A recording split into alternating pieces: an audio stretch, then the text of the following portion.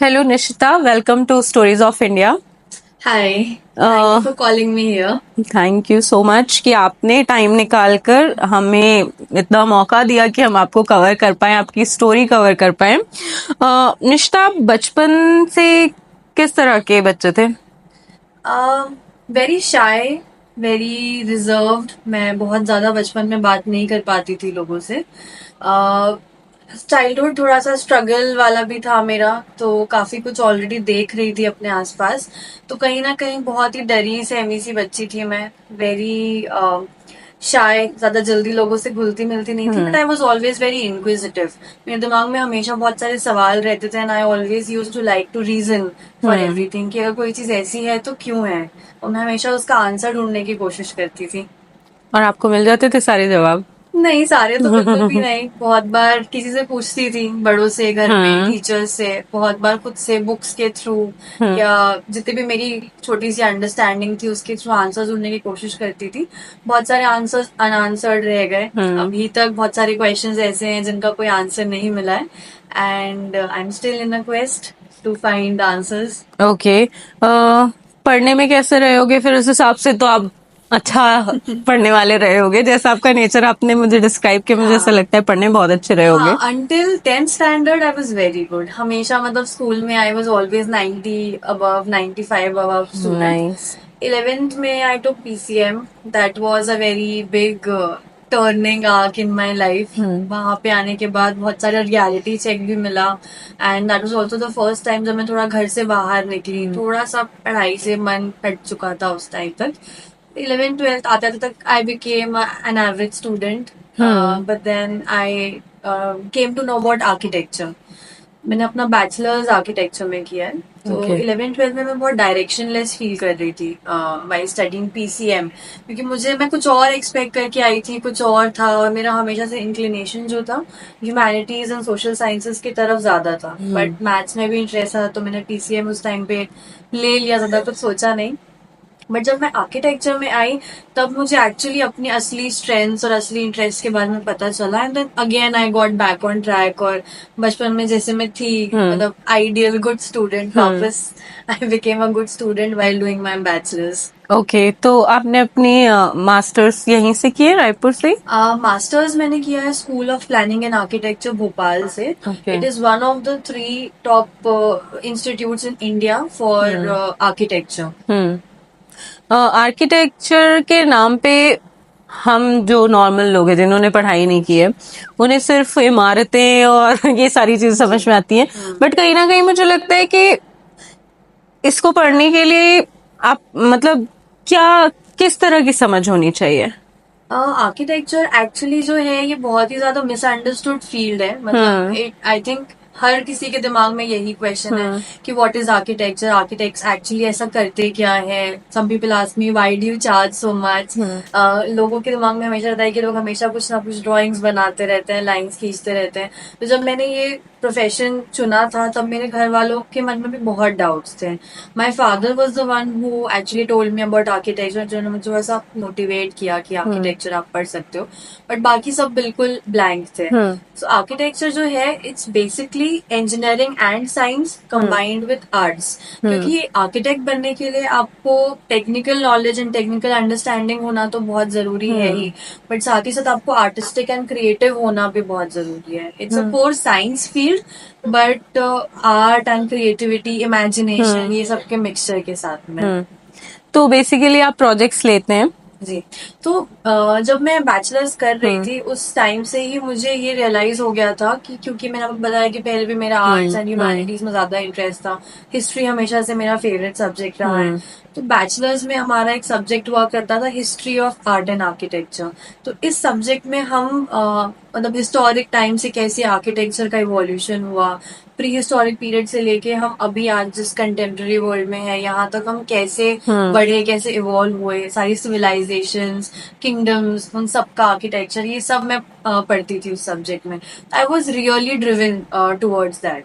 जब मैं third year में आई, आई केम टू नो कि आर्किटेक्चर में बहुत सारे अलग अलग स्पेशलाइजेशन होते हैं। ऐसा जरूरी नहीं है कि अगर आपने बैचलर्स इन आर्किटेक्चर किया है तो आप सिर्फ लोगों के घर ही डिजाइन कर सकते हैं। There are an number of options that you can choose. जैसे कि कई लोग अर्बन डिजाइन में मास्टर्स करते हैं, कुछ अर्बन प्लानिंग में मास्टर्स करते हैं, वैसे लैंडस्केप डिजाइन भी होता है। सिमिलरली एक स्पेशलाइजेशन है हेरिटेज कॉन्जर्वेशन। मुझे इसके बारे में पता चला and I read about it, और मुझे ऐसा लग रहा था कि जो मुझे शायद 11-12 से जो करना था, जो मुझे चाहिए था, शायद वो मुझे पाथ मिल गया है।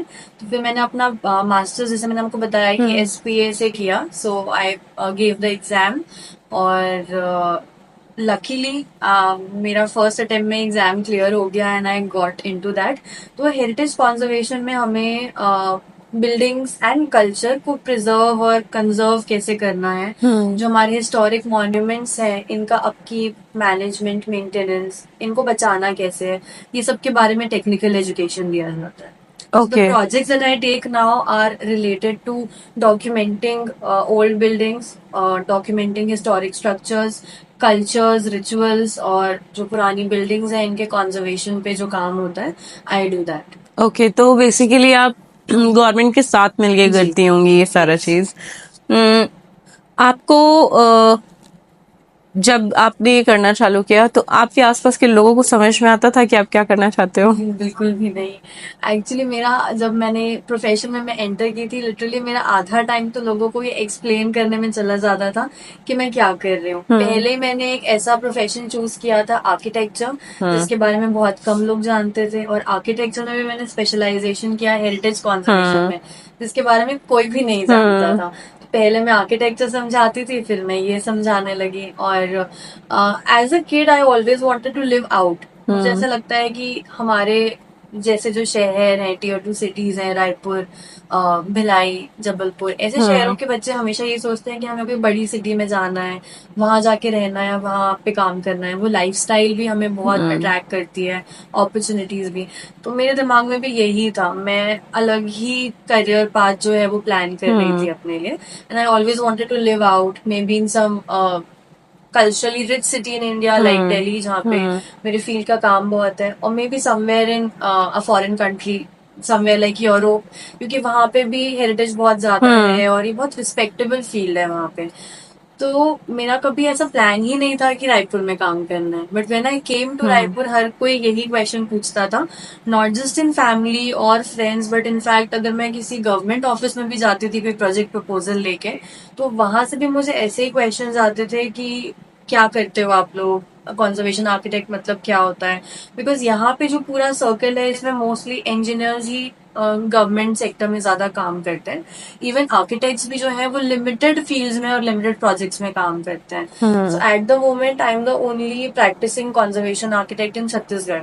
ओके मेरे लिए यहाँ पे काम शुरू करने के पहले सबसे बड़ा बैरियर यही था ब्रेक करने का, कि लोगों को पहले समझाना कि कंजर्वेशन होता क्या है, इसकी जरूरत क्यों है, and why should you spend your money and resources in conservation.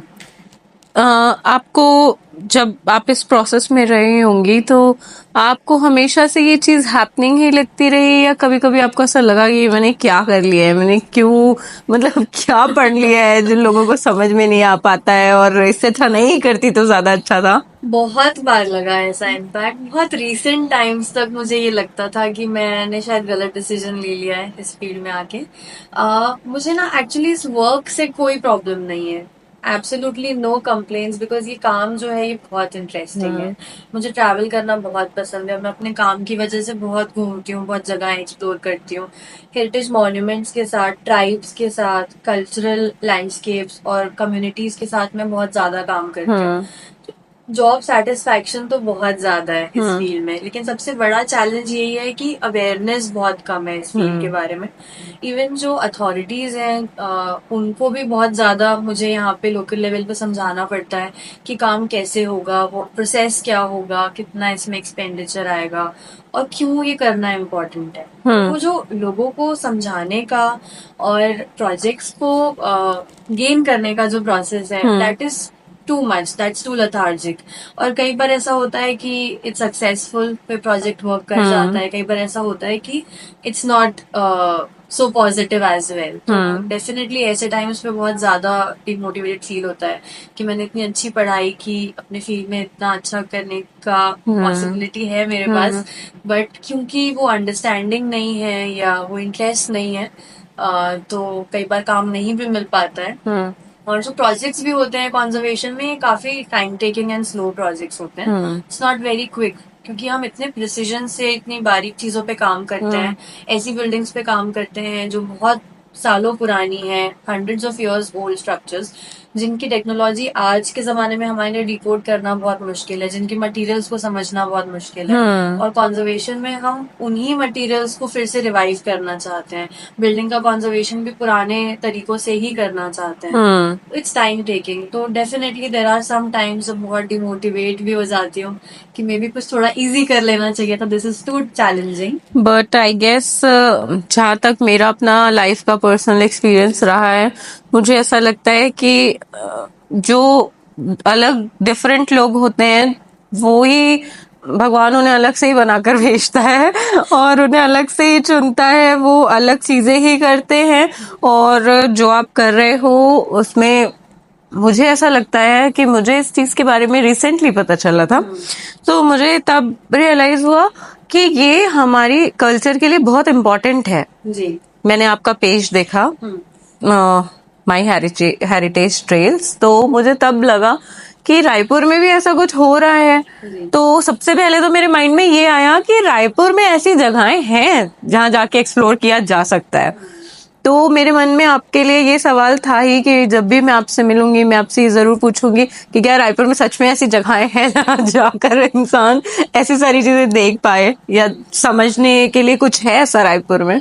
Raipur में एक्चुअली ऐसी बहुत सारी जगहें हैं, और आप बचपन से सोचिए, आप रायपुर में आसपास रही हैं, जब भी हमारे घर में कोई रिलेटिव्स और कोई गेस्ट आते थे तो कहीं घूमने जाने के बारे में बात होती थी, और हमारे पास कभी कोई ऑप्शंस नहीं होते थे। हम वही दो चार जो रेगुलर जगह हैं वहां पे उनको लेके जाते थे। मॉल्स में लोग बहुत घूमते हैं रायपुर में, तो आई थिंक मॉल जाके कोई मूवी देख के हम आ जाते थे, बिकॉज हमें पता ही नहीं कि जगहें क्या है। तो कोविड के बाद जब मैं रायपुर आई और जब मैंने फाइनली रायपुर में ही सेटल होने का डिसीजन बनाया, कुछ साल बाहर काम करने के बाद, सबसे बड़ा चैलेंज मेरे साथ में यही था कि अवेयरनेस एक तो नहीं थी हेरिटेज के बारे में, कंजर्वेशन की फील्ड के बारे में। और मैं ये देख रही थी कि आसपास में मुझे, क्योंकि मैं उस नजरिए से देख रही थी, मुझे बहुत सारी पुरानी चीजें, बिल्डिंग, सब कुछ दिख रहा था, बट मे बी हम उसके आजू बाजू रह रहे थे, लेकिन लोग उसको नजरअंदाज करके अपनी डेली लाइफ आराम से एंजॉय कर रहे थे। आपके घर के बाजू में ही कोई पुराना मंदिर है, मे बी 150-200 ईयर्स ओल्ड, कोई छोटा सा मॉन्यूमेंट आपके पास में ही है, लेकिन आपको आइडिया नहीं है कि कितना पुराना है, इसकी लेगेसी कितनी ओल्ड है। तो उस टाइम पे मैंने डिसाइड किया कि मैं माई हेरिटेज ट्रेल्स चालू करूंगी, जिस नाम से मेरा पेज भी है इंस्टाग्राम पे। सो माई हेरिटेज ट्रेल्स का पूरा कॉन्सेप्ट ही यही था कि हम इसमें लोगों को बताएं कि रायपुर में लोकली क्या हेरिटेज साइट्स है और हम कहाँ घूम सकते हैं। इस जो वॉक्स हम करते हैं इसमें हमारा सबसे पॉपुलर एक रूट है पुरानी बस्ती। पुरानी बस्ती जो है, इसका नाम ही पुरानी बस्ती इसलिए पड़ा क्योंकि ये रायपुर की one of the oldest civilizations या ओल्डेस्ट सेटलमेंट्स है, यू कैन से। यहाँ पे सबसे पुरानी बस्ती जो थी वो बसी थी, तो इसलिए जगह का नाम भी उसके नाम से पड़ा। अब जब आप पुरानी बस्ती के अंदर की गलियों में घूमेंगे तो आपको वहाँ पे इतने सारे पुराने घर देखने को मिलेंगे, पुराने मंदिर देखने को मिलेंगे, वहाँ पे स्टेपवेल आपको देखने को मिलेगा, जो जिनके बारे में हम जानते ही नहीं, नॉर्मली बात ही नहीं करते, लेकिन जो लोग उस एरिया में रहते हैं, आसपास रहते हैं इन जगहों के, they still know about it. तो वहाँ पे ऐसे भी मंदिर हैं जो लगभग 150 या 200 साल पुराने हैं और जिनकी स्टोरीज इतनी ज्यादा रिच है, ओरल हिस्ट्री वहाँ पे इतनी ज्यादा है। There are structures like Mahakaushal Kalakritika जो ब्रिटिश एरा की बिल्डिंग है, टाउन हॉल है अगेन जो ब्रिटिश टाइम की बिल्डिंग है हमारे यहाँ पे, फ्री मेसन्स हॉल है, ऐसे कई सारी छोटी बड़ी बिल्डिंग्स हैं, चर्चेज हैं, मंदिर है रायपुर में जो काफी ज्यादा हिस्टोरिक इम्पोर्टेंस के हैं, बट नॉर्मली लोगों को इनके बारे में पता नहीं है। नहीं है पता, वो तो मुझे भी समझ में आया। आपका पहला प्रोजेक्ट कहाँ था? मैं सबसे पहले मैंने कंजर्वेशन का जो काम सीखा है और सबसे पहला जो काम किया है दैट वाज इन दिल्ली। मैंने यहाँ से अपना बैचलर्स किया रायपुर से ही। उसके बाद फिर मैं इंटर्नशिप करने गई थी दिल्ली में, एक बहुत famous well established conservation architect है, very inspirational. Luckily I got an internship in her office. वो पूरे एक सेमेस्टर की ड्यूरेशन में वो अपने ऑफिस में सिर्फ एक इंटर्न रखती थी, and it was very difficult to get there, somehow I got there. And उस टाइम पे मैंने दिल्ली में और पंजाब में काफी ज्यादा काम किया। आई एक्सटेंसिवली ट्रैवल्ड अराउंड पंजाब, और इसके पहले मैं कभी वहां नहीं गई थी। तो ओके। इस टाइम पे मुझे पंजाब में काफी घूमने का भी मौका मिला, और one of the first project जो मैंने किया था that was Gobindgarh fort. Gobindgarh fort जो है ये महाराजा रंजीत सिंह का फोर्ट है अमृतसर में। बहुत बड़ी टीम थी जो इसमें काम कर रही थी, और काफी लंबे टाइम से काम हो रहा था, बट मैंने जिस प्रोजेक्ट में इंडिविजुअली कुछ कंट्रीब्यूट किया हो वो था। और इसके अलावा एक सर्कुलर बिल्डिंग थी कपूरथला में, इट वाज कॉल्ड गोल कोठी, जिसपे हमारा ऑफिस काम कर रहा था। तो उस प्रोजेक्ट को मैंने इंडिविजुअली हैंडल किया था जब मैंने ऑफिस ज्वाइन किया था। Okay. That was also very rewarding experience. और एक्चुअली मैं पहली बार पंजाब विजिट की थी इन प्रोजेक्ट्स के लिए, बट समहाउ इट हैपेंड कि हमने ऑलमोस्ट 1 मंथ का एक रोड ट्रिप लिया था पंजाब में। हम टूरिज्म का एक प्रोजेक्ट कर रहे थे, जिसके लिए हमें पंजाब के अलग अलग साइट्स को जोड़ के कुछ ट्रेल्स बनाने थे। तो उसके लिए we travelled by car around Punjab. मतलब हमने शुरू किया चंडीगढ़ से, वहां से होते हुए हम नॉर्थ वेस्ट पूरा पंजाब ऑलमोस्ट हमने कवर किया। And that has given me numerous memories, और उस पूरे प्रोजेक्ट ने मुझे इतना कुछ सिखाया है। आई थिंक आज के डेट में मैं जो इंडिविजुअली कर पा रही हूँ जो भी, a lot of that I learn from there. ऐसा होता है कि जैसे हम मूवीज वगैरह में देखते हैं कि जो हिस्टोरिकल प्लेसेस होती हैं वहाँ कुछ एनर्जीज होती हैं, नेगेटिव पॉजिटिव। आपको ऐसा कभी फील हुआ है कहीं? ओके, सो ये this is one of the most asked questions. Okay. और ये to some extent I can say it's true. Although मैंने कभी ऐसा कुछ पैरानॉर्मल किसी साइट पे एक्सपीरियंस नहीं किया, बट डेफिनेटली एनर्जीज होती हैं। देयर आर सम साइट्स जो बहुत सालों से अबैंडन्ड होती हैं, बहुत सालों से बंद होती हैं या लॉक्ड होती हैं। हर एक नई साइट एक एडवेंचर होती है। जैसे कुछ महीनों पहले जबलपुर में एक पैलेस पे हम लोग काम कर रहे थे। इस पैलेस को काफी टाइम से बंद रखा गया था। सडनली किसी ने उस प्रॉपर्टी को लीज पे लिया, and they were planning to create a heritage hotel in that property. तो जो इनिशियल सर्वे और डॉक्यूमेंटेशन हम कर रहे थे, तो हमें पता चला कि वहां पे एक बेसमेंट भी है। हमारे साथ में जितने भी वर्कर्स थे, कोई भी उस बेसमेंट में जाने के लिए रेडी नहीं थे। हमने वहां पे थोड़ा पूजा पाठ करवाया, उस जगह को खुलवाया, बिकॉज बहुत सारा वहां पे ऐसे स्टोरीज थी कि समथिंग माइट बी देयर, और ऐसी जगहों में अधिकतर स्टोरीज रहती ही हैं। वहां पे जब एक्चुअली खुलवाने के बाद वर्कर्स गए, तो नीचे से बहुत सारे हमें स्केलेटन्स मिले। River of dogs and other animals. May be वो वहां पे जाके कभी फंस गए हो, और वहां पे उनकी स्टाफ करने से डेथ हो गई हो, या मे बी वहां पे कभी कोई रिचुअल हुआ हो जिसमें इनकी बलि दी गई हो। We never know, we can not know what the reality is, but कुछ साइट्स में ऐसा होता है। बट मैंने इतनी सारी साइट्स पे काम किया है, मेरे साथ कभी कोई इंसिडेंट नहीं हुआ। कोई नेगेटिव एनर्जी कुछ साइट्स में अगर स्टोर होती भी है, तो वो इसीलिए ही होती है बिकॉज बहुत टाइम से वो जगह बंद होती है, अबैंडन्ड है, लोग नहीं है। एंड एक बिल्डिंग में लाइफ तभी तक रहती है जब तक वहां पे ह्यूमंस रहते हैं। तो ऐसे में बहुत सारी साइट्स पे काम किया जहाँ पे जाने के पहले लोगों ने मुझे बहुत वार्निंग दी हो कि यहाँ पे मत जाना, ये सेफ नहीं है, और यहाँ पे कुछ पहले कहानी हो चुकी है। लोगों ने बहुत सारी जगह की बहुत सारी कहानियां भी बताई। But thankfully I think I been blessed कि मेरे साथ कभी ऐसा कोई एक्सपीरियंस तो नहीं हुआ। बट कुछ साइट्स में काम करने में हमें प्रॉब्लम बहुत ज्यादा होती है, okay, because of different types of reasons. कभी वर्कर्स वहाँ काम नहीं करना चाहते, कभी लोकल जो वहाँ की कम्युनिटी है या आसपास जो लोग रहते हैं उनके साइड से बहुत रेजिस्टेंस रहता है, कभी परमिशन का इशू रहता है, मल्टीपल थिंग्स। ओके।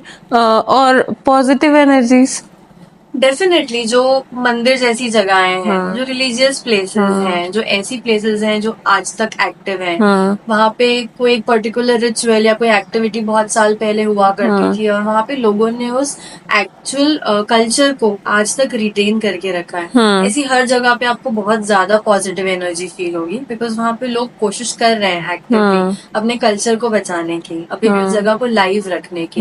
तो पॉजिटिव एनर्जी ही ज्यादा होती है, मुझे ऐसा लगता है। बिल्डिंग कोई चाहता है कि वो जगह बचे, definitely a lot of positivity and good things are associated with such places. और जब आप ऐसी जगहों पे जाते हो तो आपको खुद भी वहाँ काम करके बहुत सेटिस्फैक्शन फील होता है। रायपुर में आपकी कौन सी ऐसी फेवरेट जगह है जो आपको लगता है कि जहाँ आपको जाना पसंद है और आपको ऐसा लगता है कि अगर आपको बार बार वहां जाना हो तो आप जा सकती हैं? रायपुर में ऐसे तो बहुत सारी जगह हैं जो बहुत पसंद है मुझे और जो मेरे दिल के बहुत करीब है। जैसा मैंने आपको बताया कि I am born and brought up in Raipur, तो मैं यहाँ के कल्चर, यहाँ की जो लेगेसी है, यहाँ का जो खाना है, जो यहाँ के एरियाज हैं, सबसे बहुत ज्यादा एसोसिएटेड हूँ। और I am very proud of being born in Raipur. लेकिन अगर मैं कोई एक जगह ऐसी बताना चाहूँ जो मुझे लगता है कि मुझे बहुत पसंद है, जहाँ से मेरी बचपन की यादें भी जुड़ी हुई हैं, और जिस जगह का सिग्निफिकेंस मैं बहुत लेट समझी, वो है गोल बाजार। गोल बाजार एक सर्कुलर मार्केट है रायपुर में। जो भी लोग रायपुर आए उन्होंने ये नाम तो सुना ही होगा। ये एक ऐसा मार्केट है जहाँ पे हमने बचपन से ही घर के पूजा पाठ का सारा सामान खरीदा है, कोई रिचुअल है, कोई फेस्टिवल है, उसका सारा सामान हमने यहाँ से खरीदा है, खाने पीने की चीजें और भी बहुत कुछ। ऐसा कहावत है गोल बाजार के बारे में कि यहाँ पे एक इंसान की जन्म लेने से लेके उसकी मृत्यु होने तक पूरी जिंदगी में उसको जो भी सामान लगेगा, starting from the first ritual to the last day of his life, हर वो सामान गोल बाजार में मिलता है। तो बचपन में मैं तो बहुत जाती थी अपनी मम्मी के साथ गोल बाजार, बट मुझे तब समझ में नहीं आता था कि इतनी जो नैरो यहाँ की लेन्स हैं, इतनी आसपास दुकानें हैं, अनऑर्गेनाइज सा लगता है, इसका क्या इम्पोर्टेंस है। बट जैसे मैंने मार्केट्स के बारे में पढ़ा, हिस्टोरिक लैंडस्केप्स के बारे में पढ़ा, तो मुझे पता चला कि गोल बाजार जो है वो सिर्फ रायपुर में नहीं है, और भी कई सारे शहरों में। छत्तीसगढ़ में बात करें तो गोल बाजार बिलासपुर में भी है, धमतरी में भी है, और इवन राजनांदगांव में भी है। बाहर भी मैंने देखा, जब मैं जबलपुर गई अपने प्रोजेक्ट के लिए, तो वहां पे भी एक गोल बाजार है। तो ऐसे कई सारे इंडिया के शहरों में गोल बाजार आपको, और वो भी इसी तरह है जैसे यहाँ है, ऑलमोस्ट सिमिलर सर्कुलर प्लानिंग में। जैसे जो यहाँ का भी मार्केट है वो बिल्कुल गोल है, आप अंदर जाएंगे तो आप वहाँ पे फंस जाएंगे, आप रास्ता भटकने लगेंगे, बिकॉज जो सारी स्ट्रीट्स हैं वो इस तरीके से ही वहाँ पे एक तरह ही और लगती इनका है। नाम जो है, इनके बीच में, रायपुर में जो गोल बाजार है उसके बीच में एक छोटा सा सर्कुलर मॉन्यूमेंट है, छोटा सा स्ट्रक्चर है दैट सर्कल इन शेप, और ये पूरा मार्केट उसके अराउंड है, इसीलिए उस गोल स्ट्रक्चर से इसका नाम गोल बाजार पड़ा। अब ये गोल बाजार सारी सिटीज में क्यों मिलता है? जहां जहां पे भी मराठास ने रूल किया है, वहां पे उन लोगों ने एक इनफॉर्मल मार्केट स्टार्ट किया था गोल बाजार के नाम से। धीरे धीरे ऑर्गेनाइज होता गया और बड़ा होता गया, एंड विद टाइम इसने एक अच्छा बड़ा रूप ले लिया। अब यहाँ पे काफी सारे शॉप्स भी हैं। तो आप ये समझिए कि कितनी पुरानी हिस्टोरिकल लेगेसी के साथ बना हुआ है। जो मराठास है छत्तीसगढ़ में आए होंगे अराउंड इन द 1800s, उस टाइम से ये बाजार किसी न किसी फॉर्म में रहा होगा, और तब से लेके आज 2024 तक ये मार्केट सस्टेन कर रहा है। इनफैक्ट रायपुर की काफी ज्यादा एक्सटेंड तक इकोनॉमी को सपोर्ट भी करता है। वो तो है। आपका अभी तक का अपना एक सबसे बड़ा अचीवमेंट मोमेंट क्या रहा है? 2020 में जब कोविड 19 आया ही था, I got a very surprising call. मैंने आपको जैसे बताया था कि मैं दिल्ली में काम कर रही थी। दिल्ली में ही मेरी एक कलीग थी, Nupur. We used to work together in the same office. She was working with a team for UNESCO World Heritage Sites. Cambodia में एक हेरिटेज साइट है कोकेर के नाम से। कोकेर जो है ये अंकोर वट के पास में एक और हिस्टोरिक और अबैंडन टाउन है। तो ये बेसिकली जो टीम थी, ये इस पर्टिकुलर टाउन, इस साइट को यूनेस्को के वर्ल्ड हेरिटेज नॉमिनेशन लिस्ट में ऐड कराने के लिए कुछ डॉजियर्स और कुछ रिपोर्ट्स बना रही थी। So she called me and she asked me कि ऐसा एक प्रोजेक्ट है और हमें अभी एक पर्सन की जरूरत है, and I think you can do it, तो आर यू इंटरेस्टेड? और उस टाइम पे कोविड था, I was also at home, और मुझे ये लगा कि बहुत अच्छी अपॉर्चुनिटी है। उस टाइम पे मुझे समझ में नहीं आ रहा था कि ये कितनी बड़ी चीज में मैं एंटर करने जा रही थी, but it was just some work that excited me, और मैंने वो वर्क अपॉर्चुनिटी ग्रैब कर ली। उसके बाद एक्सटेंसिवली अगले कुछ महीने हमने दिन रात एक करके इस प्रोजेक्ट में काम किया। It was a very small team of 5 people who were working from India for this Cambodian site with the government of Cambodia. और अल्टीमेटली काफी ज्यादा मेहनत करने के बाद, टीम में जो सीनियर्स थे उनके बहुत सारे मल्टीपल अटेम्प्ट्स के बाद, फाइनली ये साइट 2023 में यूनेस्को की वर्ल्ड हेरिटेज लिस्ट में ऐड हो गई। और अब जब वो डॉक्यूमेंट्स यूनेस्को के वेबसाइट पे हैं, तो उसमें एक जगह पे छोटा सा नाम मेरा भी है। तो मुझे ऐसा लगता है कि व्हाट वर द ऑड्स कि somehow this project landed in my hands और कैसे मैं अपना छोटा सा कंट्रीब्यूशन इस प्रोजेक्ट पे दे पाई। मैंने इतने एक्सटेंसिव आवर्स उस पे लगाए and definitely the result was beyond anything that I can ever imagine. मेरी जब आपसे बात हुई थी तो उस वक्त आप टेडेक्स के लिए जाने वाली जी। थी, वहां का आपका एक्सपीरियंस कैसा था? TEDx was also very unreal for me। मैंने कभी एक्सपेक्ट नहीं किया था कि मुझे TEDx में एज ए स्पीकर बुलाया जाएगा। मैं इसके पहले 1 या 2 TEDx में काम कर चुकी थी एज अ कंटेंट क्यूरेटर। जो स्पीकर्स वहां पे आते हैं उन वो लोग क्या स्टेज पे जाके बोलेंगे और किस तरीके से खुद को प्रेजेंट करेंगे, मैंने इस पे काम किया था एक दूसरे TEDx इवेंट के लिए। उस टाइम मैंने कभी इमेजिन भी नहीं किया था कि मुझे अपॉर्चुनिटी मिलेगी। बट मेरा यूनेस्को वाला जो नॉमिनेशन था इसको देख के और कुछ और काम को देख के सडनली मुझे एक रैंडम कॉल आया कुछ महीनों पहले कि हम लवली प्रोफेशनल यूनिवर्सिटी में एक टेड टॉक इवेंट कराने वाले हैं और आप इसमें एज ए स्पीकर आना चाहते हैं यार। मैंने बिना कुछ सोचते हुए बस हाँ बोल दिया and when I went there it was an unreal experience because जो भी स्पीकर्स वहां पे आए थे मेरे अलावा भी everyone was elder to me, I was the youngest person. सभी लोग अपने अपने फील्ड के एक्सपर्ट्स थे। जो वहां पे जिस तरीके के गेस्ट थे जो ऑडियंस में थे जो स्टूडेंट्स थे, सभी लोगों का जो रिएक्शन था, लोगों ने जो प्यार दिखाया मेरे मेरे जो टॉक पे उनका जो रिस्पॉन्स मुझे मिला, दैट वाज वेरी ओवरवेलमिंग। सब लोगों से मिलके बहुत अच्छा लगा और एक अलग ही टाइप की ऑडियंस को मैंने एड्रेस किया। तो it was one of the highlights of my life I can से। ऐसा लग रहा था कि इतने सालों से जो मेहनत कर रही थी फाइनली अब उसका कुछ रिजल्ट दिखने लगा है। आप अपने आप को कहाँ देखते हो आने वाले 5 से 10 सालों में? आने वाले 5 से 10 सालों में मन तो मेरा यही है कि रायपुर में ही रहूं हमेशा। रायपुर में मैंने जैसे अपनी फर्म स्टार्ट की है वास्तु के नाम से जो हेरिटेज कॉन्जर्वेशन में यहाँ पे काम करती है, तो मुझे छत्तीसगढ़ को ही आगे लेके जाना है। और ये चीज हमेशा से मेरे दिमाग में रही है कि मुझे अपने स्टेट के लिए कुछ करना है। यहाँ पे भी जैसा मैंने बताया कि रायपुर में ही मैं इतने नाम गिना सकती हूँ, इतनी साइट्स हैं। इसके अलावा जगहें हैं जैसे बस्तर, जशपुर, बालोद है, राजिम है। इतनी सारी ऐसी जगह हैं जिनका हिस्टोरिक रेलेवेंस इतना ज्यादा है और जो इतनी रिच साइट्स है, सिरपुर है जैसे, इन जगहों पे मैं काम करना चाहती हूँ। यहाँ का जो कल्चर है, यहाँ की जो बिल्डिंग्स हैं, इनके साथ अगर मैं इसमें कुछ कंट्रीब्यूट कर पाऊँ और इन जगहों को अगर मैं उस नेशनल या इंटरनेशनल पेडिस्टल पे लेके जा पाऊँ जहाँ पे इनको वो पहचान मिले जो ये डिजर्व करते हैं, तो आई थिंक इससे ज्यादा मेरे लिए और कुछ बड़ा अचीवमेंट नहीं होगा। पर आपने छत्तीसगढ़ तक का ही सोचा है या आपको लगता है कि आगे समय के साथ साथ आप और भी दूसरी सिटीज भी कवर करेंगे? डेफिनेटली मैं दूसरी सिटीज कवर करना चाहती हूँ। अभी भी मैं मध्य प्रदेश में कुछ काम कर रही हूँ दूसरे साइट्स पे, दूसरे शहरों में। एंड ऑल्सो उसके बियॉन्ड जाने का भी अभी प्लान है। इन प्रोसेस बहुत सारी चीजें लाइंड अप है। तो मेरा प्लान तो यही है कि जितने ज्यादा साइट्स पे मैं कंट्रीब्यूट कर सकूं, जितना ज्यादा काम कर सकूं। यूनेस्को के साथ में भी कुछ और काम अभी लाइंड अप हैं जिनपे हम ऑलरेडी काम कर रहे हैं। तो मेरा ना सिर्फ नेशनल बल्कि इंटरनेशनल लेवल तक अपने इस आइडिया को लेके जाने का मन है, जो मैं कंजर्वेशन के लिए, हेरिटेज के लिए और लोगों में हेरिटेज को लेके अवेयरनेस के लिए करना चाहती हूँ।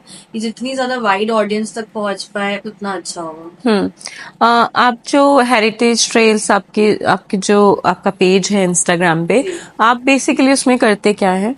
इस पेज में मैं अपने काम के बारे में पोस्ट करती हूँ। सबसे पहले तो जिन भी जगहों पे मैं अपने काम के लिए ट्रैवल करती हूँ उन जगहों के बारे में बताती हूँ, उनसे रिलेटेड ट्रिविया शेयर करती हूँ, अपने पर्सनल एक्सपीरियंसेस शेयर करती हूँ।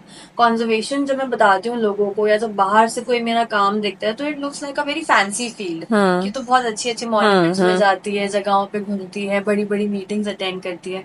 बट उसके पीछे बैक एंड में बहुत ज्यादा स्ट्रगल है because I work in some of the remotest areas in the country. ये साइट जो होती हैं अबैंडन्ड होती हैं, कई बार जंगल्स के अंदर होती हैं, कई बार कोई ऐसे जगह पे होती है जहाँ पे कोई बेसिक एम्यूनिटीज भी नहीं होती। तो मैं जो मेरे स्ट्रगल्स हैं और जो उसके पीछे की पूरी मेहनत है प्रोजेक्ट के पीछे की, इन सब चीजों के बारे में कोशिश करती हूँ कि माई हेरिटेज ट्रेल्स में शेयर करूँ। सेकेंडली मैं जो भी हेरिटेज वॉक्स रायपुर में और रायपुर के आसपास प्लान करती हूँ छत्तीसगढ़ में, ये सारे हेरिटेज वॉक्स के बारे में भी मैं शेयर करती हूँ। जो हमारे इवेंट्स होने वाले होते हैं इनके बारे में भी इंफॉर्मेशन शेयर करती हूँ। एक और जगह जिसके बारे में मैं आपके साथ शेयर करना चाहती हूँ that is free masons hall. So free masonry एक सीक्रेट सोसाइटी है इसके अराउंड बहुत ज्यादा बज है, बिकॉज लोग इसको बहुत सारी कॉन्स्पिरेसी थ्योरीज के साथ में भी जोड़ते हैं, जैसे कि इल्यूमिनाटी। लेकिन फ्री मेसन्स सोसाइटी जो है, इनके लॉजेस होते हैं। Lodge is basically the place जो एक मीटिंग एरिया होता है फ्री मेसन सोसाइटी के हर मेंबर का मिलने का। और ऐसा ही एक लॉज रायपुर में भी है, जो अर्ली 1900s में बना था। हम जो हेरिटेज वॉक्स करते हैं, उसमें से फ्री मेसन्स हॉल भी एक स्पॉट होता है जहाँ पे हम लोगों को लेके जाते हैं। And most of my audiences are very excited to go there, because इसके अराउंड इतनी सारी स्टोरीज है, इतनी कॉन्स्पिरेसीज है, तो ये बिल्डिंग देखने के लिए बहुत लोग जाना चाहते हैं। और इसके कुछ एरियाज है, जैसे यहाँ पे एक अंदर टेम्पल होता है, इनएक्सेसिबल होता है, जहाँ पे किसी को जाने नहीं दिया जाता। तो जो जगह ऐसी होती है जहाँ पे आप नहीं जा सकते, वहां जाने के लिए अलग एक्साइटमेंट होता है लोगों के अंदर। ये भी एक ऐसी जगह है जिसको हम आने वाली हेरिटेज वॉक में कवर करेंगे, और इसके जो राज हैं इनको और खोलने की मैं ये वाले में जरूर आऊंगी। इस वॉक में मैं जरूर आपको आऊंगी। मजा भी आएगा इस वॉक में, because there are so many stories जो इतना एक्साइट करती हैं लोगों को। जो चीजें हमें नहीं पता होती वो हमेशा जानने का ज्यादा मन होता है। It's a very simple British era bungalow, अगर आप उसको ऐसे बाहर से देखेंगे तो, but the stories that holds this place holds, वो उस जगह को बहुत ज्यादा इंटरेस्टिंग बनाता है। मैं डेफिनेटली ये वॉक आपके साथ शेयर करूंगी। ओके मेरी बहुत इच्छा है कि मैं आपका हेरिटेज वॉक एक बार जरूर कनेक्ट करूं, मैं आपके साथ जा पाऊं, और मेरी कोशिश रहेगी कि उस दिन भी मैं आपको वहां से कवर कर पाऊं। एक आपका एक शूट, एक लोकेशन मैं आपके साथ जाकर देखना चाहती हूँ, मैं समझना चाहती हूँ। मतलब see what I am doing is what I love to do. तो आपका जो काम है, जो आप इतना शौक से कर रही हैं, this is also for the sake of society. तो ये चीज मैं बहुत ज्यादा सपोर्ट करती हूँ उन लोगों को जो सोसाइटी के लिए आगे से बढ़कर कुछ करना चाहते हैं। और मेरी स्टोरीज ऑफ इंडिया को स्टार्ट करने के पीछे का कॉन्सेप्ट ही यही था कि मैं ऐसे ही लोगों को सामने लाना चाहती हूँ जो सोसाइटी के लिए बहुत कुछ कर रहे हैं, करना चाहते हैं, और जिनके बारे में लोगों को उतना नॉलेज नहीं है। तो मैं आपकी वॉक तो डेफिनेटली एक आपके साथ में जरूर आऊंगी, जब जब मुझे मौका मिलेगा तब तक। वॉक के बारे में बात की है तो मैं ये भी बताना चाहूंगी कि अभी 10 नवंबर से हम लोग हेरिटेज वॉक की एक नई सीरीज स्टार्ट कर रहे हैं, जो 5 वॉक्स की एक सीरीज होगी, जिसमें हम रायपुर के अलग अलग डेस्टिनेशंस कवर करेंगे। मेरी उम्मीद यही है कि ये वॉक जो है ज्यादा से ज्यादा लोगों तक पहुंच पाए, और उनको भी पता चले कि यहाँ पे कितनी ज्यादा रिच हिस्ट्री है, कितनी सारी साइट्स और कितनी जगहें हैं आपके पास घूमने के लिए और चेरिश करने के लिए। बिल्कुल पहुंचेगी, और हम अपनी ऑडियंस को भी आपके इस चीज के बारे में बताएंगे ज्यादा से ज्यादा, जितना ज्यादा हो सकता है। और मेरी कोशिश यही रहेगी कि जितनी भी रीच हमारी है, उन लोगों को भी ये समझ में आए कि ये हमारे लिए इतना इम्पोर्टेंट है या नहीं, मुझे नहीं पता। बट मुझे ऐसा लगता है कि हमारे जो बच्चे हैं और जो हमारी अपकमिंग जनरेशन है, जिस एज में वो है, वो सिर्फ मॉल्स में game zone, rebounds and all sports areas में ही जाना पसंद करते हैं। मुझे ऐसा लगता है कि आपके वॉक्स में स्पेसिफिकली बच्चों को लेके पेरेंट्स को जरूर जाना चाहिए। उन्हें समझ में आना चाहिए कि आज हम जहाँ हैं, यहाँ तक आने के लिए हमारे पेरेंट्स, ग्रैंड पेरेंट्स ने कितना क्या कुछ किया है, और हम यहाँ तक कैसे पहुंच पाए हैं। तो मुझे एक ये चीज बहुत ज्यादा इम्पोर्टेंट लगती है। तो मैं बिल्कुल यही चाहूंगी कि जो भी लोग देख रहे हैं वो अपनी फैमिलीज के साथ जरूर टाइम निकाल के जाएं, और आपके पेज पे ही आपकी सारी डिटेल्स इवेंट्स की मेंशन हो जाएंगी ना विद द टाइम। तो आप इनके पेज को फॉलो कर सकते हैं और वहां से सारी डिटेल्स ले सकते हैं। आपसे इतनी सारी बात करने के बाद भी मेरे पास बहुत सारे क्वेश्चंस हैं, बट टाइम हमारे पास इतना है नहीं कि हम इतना कुछ कवर कर पाएंगे। बट बचा हुआ जो भी है मेरा, वो मैं डेफिनेटली आपसे नेक्स्ट एपिसोड में, जब कभी भी मैं आपके शूट पे आऊंगी लोकेशंस पे, तो मैं वहां पे डेफिनेटली कवर करूंगी। अब एक quick question, rapid fire kind of खेल लेते हैं। Who is your go to friend? So my sister is my go-to friend. Okay. I have a younger sister. Okay. And she is my lifeline. She is my bestest friend ever. And चाहे कोई अच्छी बात हो, कोई बुरी बात हो, I always go to her for everything. Okay, and who understands you well, mom or dad? Mom. Okay. Where you want to go very frequently, like beach place or mountain place? Mountains. Mountain person. Okay nice. तो मैं उम्मीद करती हूँ कि आपको मुझसे बात करके जितनी इन्फॉर्मेशन आपको लगती है कि लोगों तक मेरे थ्रू पहुंचनी चाहिए उतनी आपने दी होगी, और अगर कुछ रह गया है तो मैं चाहती हूँ कि आप अपने थ्रू एक बार व्यूअर्स को खुद बताएं। आपके साथ बात करके मेरा एक्सपीरियंस बहुत ज्यादा स्प्लेंडेड था। It was like a breath of fresh air. Thank you. और आप जो कर रही हो अभी रायपुर में और आसपास के लोगों के साथ, जो लोकल स्टोरीज जो आप शेयर करने की कोशिश कर रही हो, ये कमेंडेबल है। Thank you. तो इसके साथ बस मैं यही बोलना चाहूंगी कि सिर्फ एक मेरा आइडिया है शुरू से कि हेरिटेज जो है, कल्चर जो है, ये एक ऐसी चीज है जो हम सबको आपस में जोड़ के रखता है। आज भी हम जब बात कर रहे हैं तो कोई ना कोई कॉमन पॉइंट्स हमारे बीच में निकलते हैं जो हमें बॉन्ड करने में हेल्प करते हैं। कल्चर उसी तरीके से लोगों को, कम्युनिटीज को बॉन्ड करने का काम करता है। तो आपसे रिक्वेस्ट बस मेरी यही है कि आप अपने कल्चर को जानो, अपनी फैमिली के बारे में जानो, फैमिली हिस्ट्री, कम्युनिटी हिस्ट्री, अपने आसपास के मॉन्यूमेंट्स, अपने आसपास की हिस्टोरिक प्लेसेस को आप समझो, और इन जगहों के इम्पोर्टेंस के बारे में आप जानो। जब तक हमें नहीं पता चलेगा कि हमारी क्या लेगेसी है, हम कभी भी अपनी फ्यूचर जनरेशंस को पास नहीं कर पाएंगे। और अगर हम नहीं पास कर पाए अपनी लेगेसी आगे, तो वो कहीं ना कहीं एक पॉइंट पे आने के बाद खत्म हो जाएगी, और हमारे साथ जो हमारी लेगेसी है वो यहीं पे स्टॉप हो जाएगी। That is not something that should happen.